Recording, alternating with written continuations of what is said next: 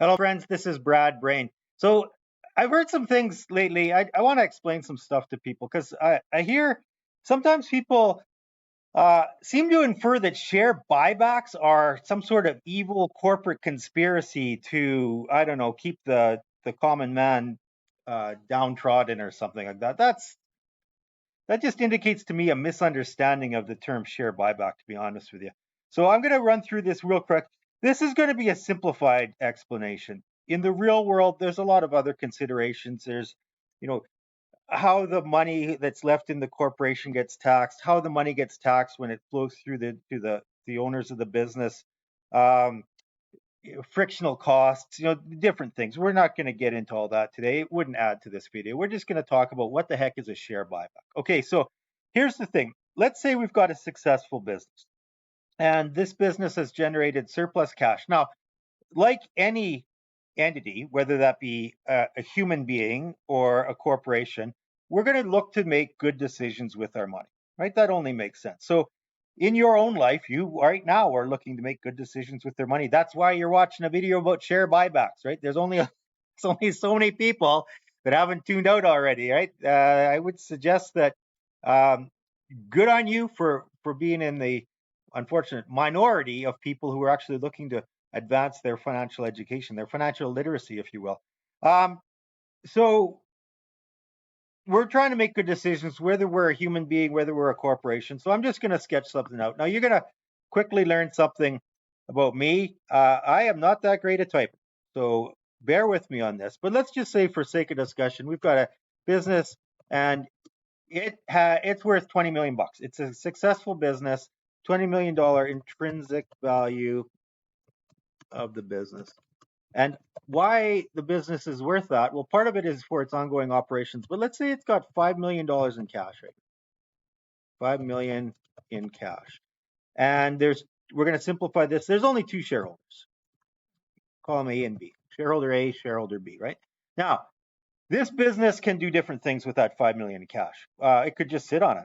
Now that's probably suboptimal, right? Because they would get, some return for having the money sit around in the bank, but really not that much. So that's likely not the preferred long-term decision if this is um, surplus cash. But it's probably exactly what they need to do if I don't know, they need the money to pay future taxes or something like that.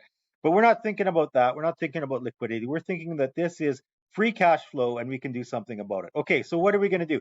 Well, one of the things that sometimes happens is the business, we could look at this for expansion. We can use that money for expansion, right? Use the 5 million for expansion. Use 5 million for expansion. That could be an acquisition. It could be just organic growth, whatever. The thing about that though is sometimes the opportunities are not really all that attractive, and it does not make sense for a company to go and drop $5 million on some second tier or third tier idea, right? Sometimes this will happen is that the management of the company will be in such an excitement. They'll be so excited to do something that they feel compelled to do something with this 5 million, right? They want to go buy a competitor, and if they can do that at a good price, that can make a lot of sense. But if they're doing it at the wrong price, it can make a lot of bad implications can follow from this, right? We don't want to waste money. So, although that's an option, here's an example of me not typing well. That's not a number one. That's an exclamation mark. Okay, option number one: use the 5 million bucks for expansion. But that's not always the best thing. So, the other thing we could do is we could do a dividend strategy. And then the third thing, since the way this is playing out with my auto ordering of the numbers here, I'll just write it down now and then I'll talk about 2 and 3 in a sec. The other one is the share buyback. Now, here's the part about share buyback. Share buyback, this is not a share redemption. Share redemptions, they can be mandatory. Share buybacks are totally voluntary. Nobody who owns shares is going to submit to a share buyback if that's not what they want to do, right? They have voluntarily decided that they are willing to accept an offer to buy their shares. That's a fundamental part of this. So we're going to get down here. Let me just draw a little line here. We're going to have option number 2. This is the dividend. Okay, so here's how this is going to work. So we got two shareholders. We got shareholder A, we got shareholder B. We got $5 million in surplus cash we're going to do something about. Pretty straightforward. We're just going to get some money here flow into shareholder A and shareholder B. So of that 5 million, part of it's going to go to A, part of it's going to, oh, can't. Let me do another one here, another little line. Insert shapes. Don't have a mouse here, so it takes a little extra to work with the little keyboard tracker there. Okay, part of it's going to A, part of it's going to B. Of that 5 million. Come on. Oh, here we go. So shareholder A gets 2.5 million. Shareholder B gets 2.5, 2.5. And now nothing's changed with the ownership of the company, except the company, whoops, told you I can't type very good. Shareholder A, shareholder B, right, dividend. Except now the company doesn't have that 5 million on the books anymore. So now both shareholder A and shareholder B own the company, but now the intrinsic value of the business is that we started with 20 million. We just paid $5 million out in dividends. So now 20 minus 5, the company's worth 15 million. But that's fine. I mean, we haven't lost any wealth, right? Because the company's still worth 15 million and we paid out $5 million in dividends. The shareholders got the dividends. There's no wealth destruction here. It's just the wealth distribution.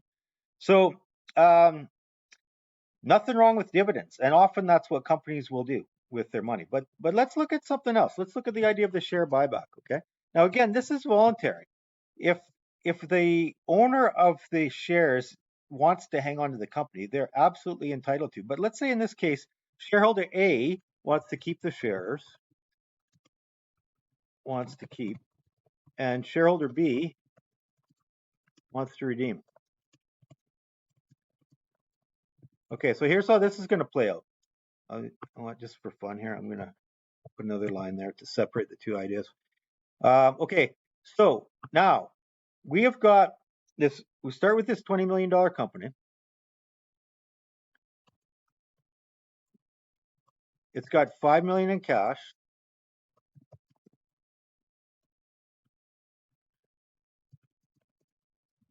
And we got two shareholders. So now let's say that shareholder A is keeping, he's totally fine with owning the business. Shareholder B wants to redeem. Okay, so now what the what the company does, come on, is take that $5 million in cash and buy the shares off shareholder B, right? So shareholder B is happy.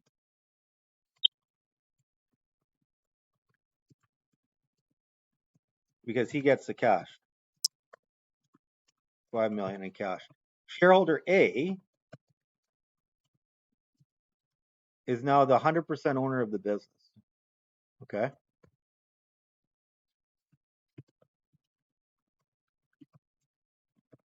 Right? Because shareholder B just got bought out. So now the business is a smaller business because we just took 5 million cash off the balance sheet. So 20 minus 5, 5, come on. 5. You think using a keyboard would be relatively simple in 2022, but here we are. 20 million, $15 million business. But before, what we had was two shareholders, each owned equal shares of a $20 million business. Now, one shareholder owns 100% of a $15 million business. Share buybacks are really a great way to create shareholder wealth. They make the shares worth more for the investors that continue to hold them, and they give shareholders who have some other use for the cash and want to redeem their shares liquidity. They give them a chance to redeem their shares. And again, it's voluntary, right? Nobody's forcing you to sell your shares. If you want to keep the shares in the company, you keep the shares in the company. If you got something else to use the cash for, you take them up on their offer to buy out the cash. So it's not some sort of evil scheme to, I don't know, like cheat taxes or whatever. There's all sorts of conspiracy theories out there. It's a legitimate way for a company to make optimal decisions about how to create wealth for the owners of the company. And there's nobody's getting abused in the situation. So there you go. Hopefully that makes sense. If you got any questions, though, let me know because I'm here to help. My name's Brad Brain. Stay healthy. Be well. Take care.